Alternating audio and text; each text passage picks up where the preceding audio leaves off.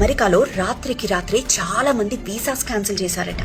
అలానే వెంటనే అమెరికా విడిచి వెళ్ళిపోవాలంటూ నోటీసులు కూడా ఇచ్చారంట. ఇంతకీ కొత్త టెన్షన్ కి రీజన్స్ ఏంటా అని గమనిస్తే F1 వీసాలపై చదువుకుంటున్న వాళ్ళు, లేదా OPT పై ఉద్యోగాలు చేస్తున్న వాళ్ళు, లేదా ఉద్యోగాలు చేస్తున్న H1B వీసాలు పొందిన వాళ్ళకి ఎక్కువగా ఈ నోటీసులు వెళ్ళాయట. ఇంతకీ అసలు ఈ నోటీసులు ఎందుకు ఇచ్చారబ్బా అని ఆలోచిస్తే, దాని గురించి తెలుసుకునే ప్రయత్నం చేస్తే కొన్ని విషయాలు తెలిసొచ్చినాయి.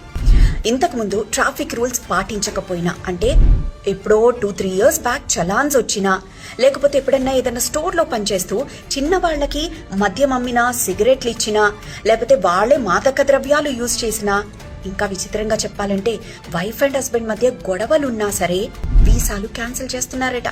సరే, ఈ రీజన్స్ అన్ని పక్కన పెడితే ఇప్పుడు వీసా క్యాన్సిల్ అయితే ఏం చేయాలి, నోటీసులు అందుకుంటే ఏం చేయాలని టెన్షన్ పడద్దు. లైఫ్ అక్కడితో ఆగిపోదు. ఫస్ట్ చేయాల్సింది ఇమిగ్రేషన్ అథారిటీ దగ్గర వెళ్ళండి.